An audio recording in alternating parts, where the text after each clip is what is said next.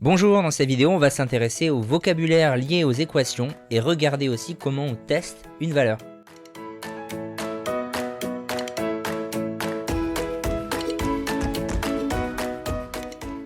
Alors on commence d'abord avec le grand 1, définition et vocabulaire, ça va être très court. On va rappeler la définition d'une équation déjà dite dans la vidéo découverte. C'est une égalité, une équation, c'est ce qu'on met là. Entre quoi ? Eh bien une égalité entre deux expressions qui vont comporter des lettres qui vont être appelées des inconnus. Si on n'a pas d'inconnus, on ne va pas parler d'équation. C'est ce qu'on met là. Voilà, une égalité entre deux expressions avec des inconnus. Alors exemple, on va en faire quelques-uns. On peut avoir 2x plus 6 égale 13 quarts. Là on a une équation. On a bien deux membres avec une égalité et une inconnue qui est présente.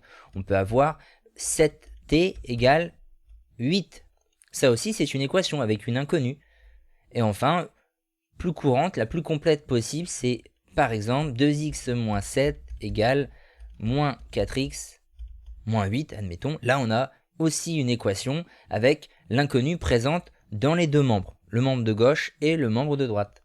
Du coup, cela nous amène au grand 2, vérifier qu'une valeur de l'inconnu est une solution de l'équation. Alors, une solution, c'est quoi? C'est dans l'encadré. C'est une valeur de l'inconnu pour laquelle l'égalité, lorsqu'on va remplacer, va être vrai. Le membre de gauche va être égal au membre de droite. Et résoudre une équation, c'est déterminer toutes les solutions de l'équation. Voilà le vocabulaire à retenir. Solution, résoudre, qui est déjà un vocabulaire qu'on employait quand on résolvait des problèmes de primaire. Alors, exemple là d'exercice, on va, pour chacune des trois équations, vérifier si 3 est une solution. Alors, il y a déjà une particularité pour la première, c'est pour ça qu'elle n'est pas en couleur alors que les deux suivantes le sont. C'est que là, l'inconnue, elle est présente que dans un seul membre. Alors du coup, la rédaction va être un peu raccourcie. Pourquoi ? Il n'y aura qu'un seul membre qui va avoir besoin d'être testé, dans lequel on va calculer quelque chose. Ici, on connaît déjà sa valeur, c'est 15. Du coup, on calcule 4x plus 9, on va remplacer x par 3, la valeur qu'on nous demande de tester. Ça va donner 4 fois, on se rappelle qu'entre 4 et x, il y a un fois. 4 fois 3 plus 9. Le 15, on s'en occupe pas, c'est à part, c'est vraiment on coupe, on s'en occupe pas. Donc 4 fois 3 plus 9, c'est-à-dire 12 plus 9, ce qui fait 21. Là maintenant qu'on a trouvé, on s'occupe du 15. 21, ce n'est pas égal à 15. Donc tout ça qui vaut 21 quand x égale 3, ça ne vaut pas 15. Du coup, ça ne répond pas à ce qu'on voulait obtenir.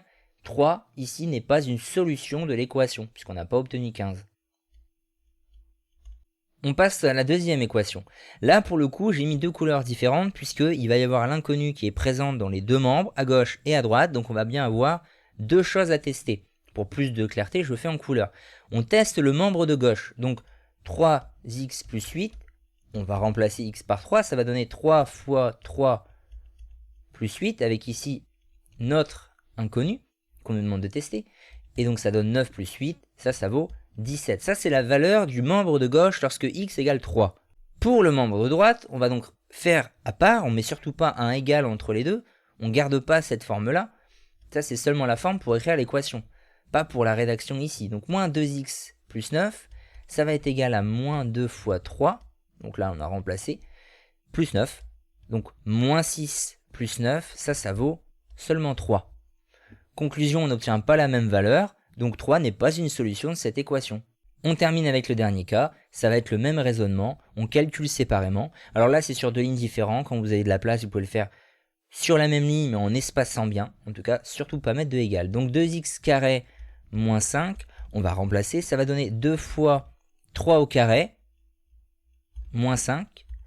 Donc 2 fois 3 au carré c'est 3 fois 3, le nombre fois lui-même, donc 2 fois 9, moins 5.